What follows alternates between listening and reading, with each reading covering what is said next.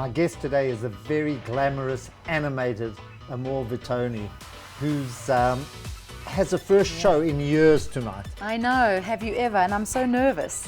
And why are you nervous? Because I haven't performed songs from the new album, and so I'm nervous that I'm going to lose my words or forget them, and I'm going to go, hey, you know the words, meantime they're not going to know anything because it's the first time they're going to hear the song. So I normally have a glass of wine or a little bit of port, a goggle with port to clear the voice. If you forget the words, do you just ad-lib? You ad-lib. Or do you panic? No, then I kind of dance. Then I take over with the dancing, then I go, oh yeah, let me dance. So I do my little thing. But you're a very good dancer.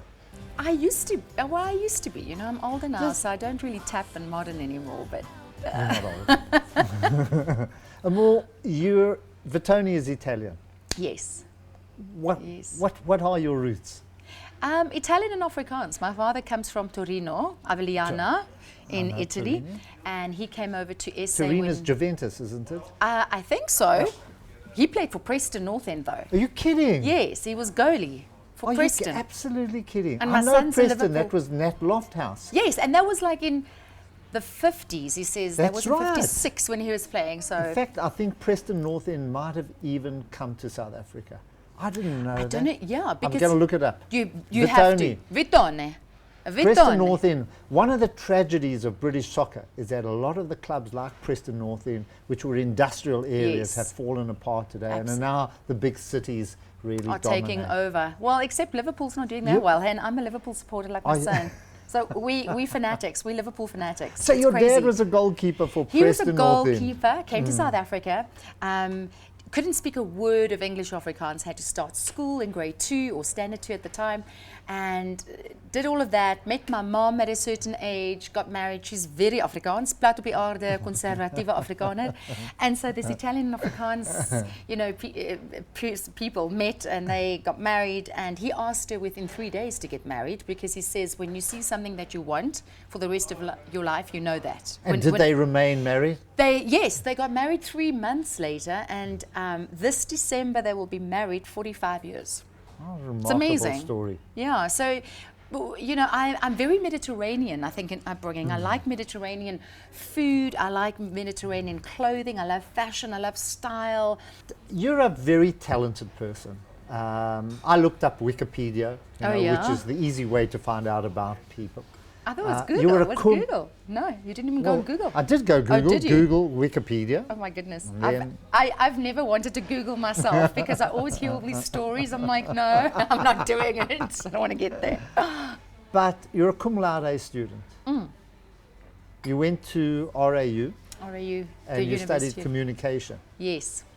But you're also a dancer and a singer and have been in shows and so on. You've been out the limelight for the last few years. I took a sabbatical. I think it was time to kind of just step aside and take time out. I had a rough time, as you know, what happened with Joost. And so during that time, it was hard to deal with public scrutiny, with media attention, with people writing things about you all the time, and some of them true, some of them not. And at the same time, you know, my kids, I wanted to protect them because they were really small growing up, seeing what was happening. My son developed a hearing loss at the time, which turned out to be progressive hearing loss. And so he kept my focus going, really. My kids kept me kind of focusing on them.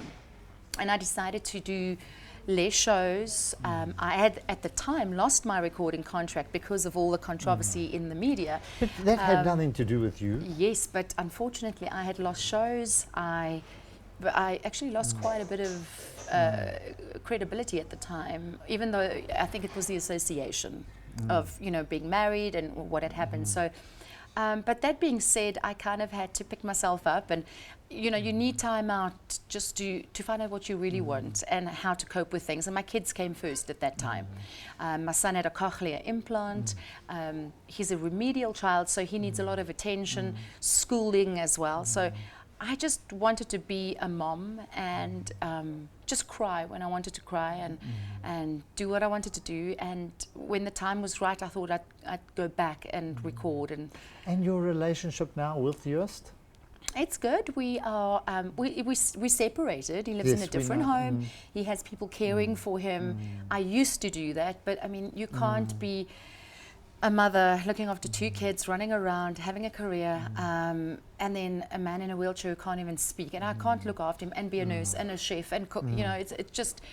I was just depleting myself, and at the end of the day, I was the one that was getting sick, and we needed to make a choice at that time. So yeah, no, we have a good relationship right now. We speak often. He sees the kids almost every day, but it's hard for them to see their this. dad like that. So you know, I constantly, you know, have to just be the positive person and But you're a speak bubbly. the You positive.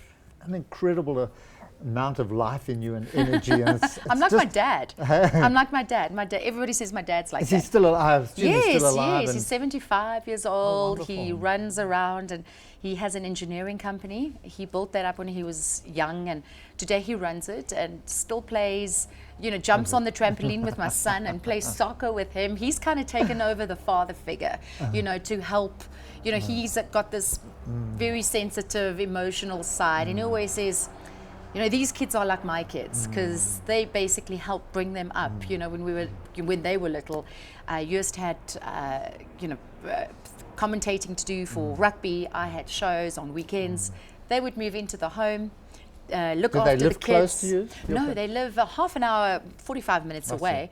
But for them, you know, kids are kids and it's like theirs. And, you know, they can always say if they had the grandchildren first, they would have done that because you spoil them rotten and they get lots of love. And your show?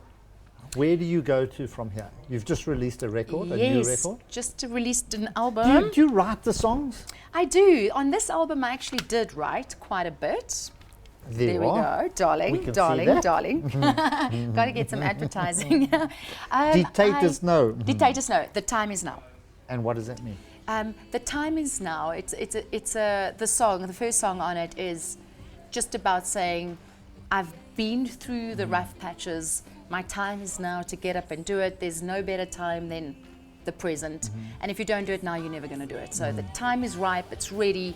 And I think I'm at that point in my life where I'm more relaxed in myself. I know what I want, and I'm kind of ready to do it again, get back on stage. So, Do you play an instrument? Or no, So who does the music? Do you write the music as well? I write music, but Connell Cruz and I wrote one of the hit songs on the album, and then we would just get put into. We actually got put into the boardroom the first day, and they were like, write a hit. Write a hit. You can't just write a hit. And then it's all about communication, like talking to him what you would like, the kind of music you would like. And he just started playing, and he played something, and I went, that is amazing. Stop right there. And then I went on with something, and I wrote the words, and he carried on. And we wrote Afrikaans. You in do most of it Afrikaans. in And we wrote it within an hour. We wrote the song, the first song, which turned out to be a #1 hit, which is great, Sprei, vlerke. And then all the other songs kind of co-written with Carla Oberholzer. Vaughan Gardner wrote songs, a whole lot of people, overseas tracks that got in that we got clearance to write Afrikaans words for. And then there's one English song called You Don't Know Me. Haha, You Don't Know Me. But it's a very personal album. So you're happy to be back on the stage singing. Yes, but And you know, your audience, I mean, it's quite interesting to see Afrikaans songwriters, Afrikaans performers, the huge local following that they do have, far bigger than perhaps some of the other local artists. And absolutely. that. So you've got a very, very loyal loyal mark. You know, when the crowd is great, you feed off and you give a good show. But I have found that the older I get, the more nervous I get before a show. I think when you're younger, you kind of don't think about the things that can go wrong, and you just do it. You jump in the deep end. Now I kind of dissect more and I think more about what's going to happen. So it takes a lot more oomph and like nerves to get do you back. think the media are more critical of you as you progress and well, are watching you particularly because of your always, history? And I think they always will be. When the going is good, then they're there. But when it goes bad, they really want to nitpick on everything because it does sell. You know, front pages and gossip and anything that they can use, you know, that might sell is good for them. It's all about money, you know. At the end of the day, if they're going to make money out of it, they're going to do it. But then the one day you could be the goddess of music, and the next day you could be, you know, nothing, lying on the floor. But that happens. Look at Lady Gaga. I mean, she's come out with a flop. She's got to go back and reinvent herself and come out with something. I think that's, you know, that's life. Business. That's life. That's life. And also with music, I think you're always as good as your last show. For me, you're good as your last show. I need to make the next show always better than the next. I'm a total perfectionist. I don't do anything half measure. I have to do it full out, or I don't do it. And you're on the road, obviously, after this. Yes, on the road. And what does that mean?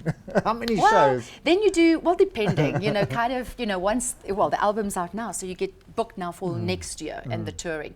Lots of corporate stuff happen now, so there's lots of MC work, lots of performing for corporate events, year-end functions. I perform at weddings, and then you get the Afrikaanse Fiesta, and that's when you tour and you go to die Platteland. And I've sung on haystacks, you know, I've sung on the haystacks, and the trucks have moved in, and they put their lights on for lights, and you know, the plaaslike community, you know, they all get together. You're not wearing this when you're on the haystack. No. I had wedge boots on, thank goodness, and jeans, which was cool. No, I've dressed for the occasion, so I have to know. And will your kids be there tonight? No, not at the wine auction. I think it's just going to have, you know, I think it's an adult. Don't they want to see you, aren't they? They do. They'll see me on Sunday. You know, it's a day show, and it's an outdoor event, so that's kind of fun. But they're not really intrigued by the whole fame thing at all. They don't like it. They don't really like it, and they're not really interested, and they don't really care about it, you know. So when my songs play on radio, I'll go, Jordan Kali, or my little girl will go, Mommy, your song's playing, and she's excited. But then I'll go, Jordan, did you hear? Yeah, you've sung before, I've heard it before. But it's a new one. But that's men. I know, that's little men. Boys. That's little boys. Yes, you've just nailed it. I know from my grandchildren, I know from my sons, you know, they don't phone mom. The daughter phones mom to find out how she is. They just drift through life. Yeah, that's men, hey? You're talking about yourself. We're going to have to wrap up. It's gone fast. I really hope you remember the words tonight. I'll be listening, I'll be watching the press to see how. I'll WhatsApp you. How's that? You'll do I'll that. WhatsApp you. It's been wonderful having you here. You're thank vivacious. you. You've given this whole room a whole lot of life and light. We've got a glass of wine for you just to celebrate for tonight. Oh, thank you very much. So Thanks for being on the couch with me. You've been on the couch with me, David Shapiro, and the glamorous Amor Vittone.